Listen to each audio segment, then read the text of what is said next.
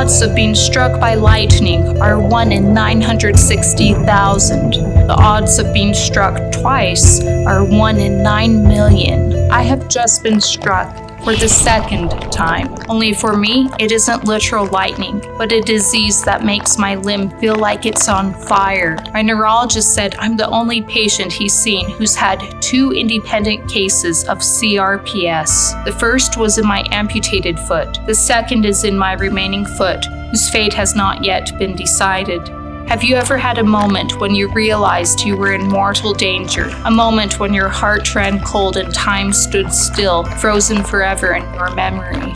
I've had a few. One was when I realized I wasn't being paranoid about the symptoms in my right leg, that I really had been struck for a second time by the world's most painful chronic pain disease. I was sitting in my doctor's office as he examined my leg. Without voicing the fears that kept me awake at night, he came to the same conclusion. I was in the early stages of CRPS. As if to put the final nail in my coffin, my leg changed color. Right there in the office, snuffing out all doubt, I was immediately referred to a specialist. I felt too numb to go straight home. I needed something to keep me afloat amid a tidal wave of grief. I found it in an unlikely place.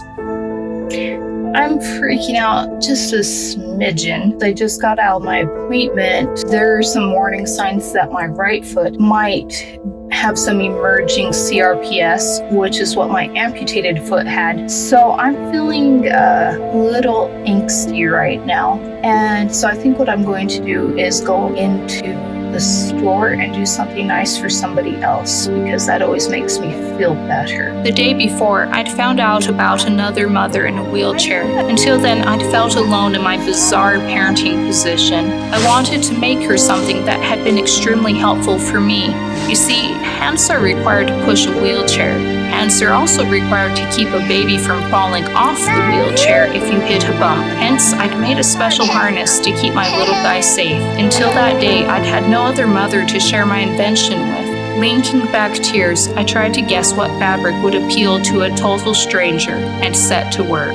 A few days later, I met with the specialist who'd evaluate whether or not this really was CRPS. There are 2 main elements. First, have all other possible explanations for the pain been ruled out, and is the sensation disproportionate to the original injury that sparked the pain? I'd had x-rays, blood work, and MRI, etc., but no other underlying problem had been identified, and my foot had structurally healed from the stress fractures. Next, there's something called the Budapest Criteria, with 4 separate components. The limb needs to show at least 1 symptom in each category. My foot felt frozen to the touch. It was hurting so much, I didn't want to stand on it, even for a moment, to transfer from my wheelchair to the car. Hence, I took the sidewalk to all appointments within a mile radius. The texture of my skin and nails had started to change, and the MRI showed swelling beneath the surface. The doctor sighed and gave me the official diagnosis. We didn't talk much about the treatment plan. We'd been through it together less than a year before and knew the drill. He told his assistant to get started on insurance pre-approval. I began my lonely journey home.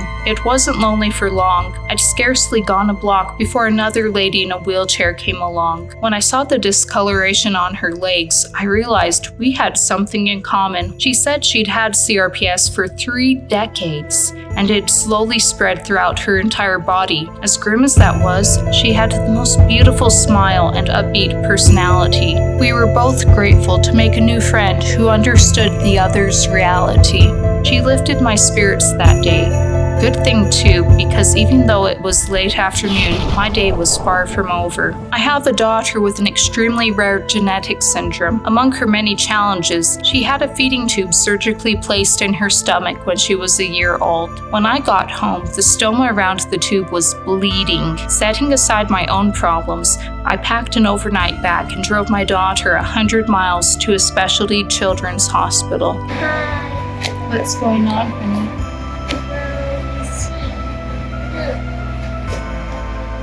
One night in the ER turned into a week of sleepless nights as she was put on IV fluids to fight an infection that had taken hold. Confined to a hospital room with a sick daughter and my own grim diagnosis, it was tempting to throw a pity party. But my daughter needed me, not just to be there, but to be cheerful. Even though I couldn't be happy for myself, I decided to be happy for her. Funny FaceTime.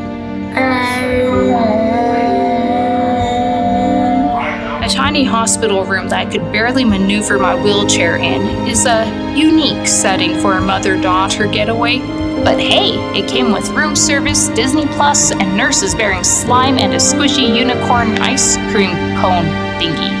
We embarked on a week-long movie marathon. Miraculously, I'd left my sewing bag in the car and had snagged it on the way into the ER because I'm an incurable workaholic and figured I could get a little done that night. When it turned into a whole week, I got a whole lot more done. When we were finally discharged, I did a lot of thinking on the ride home.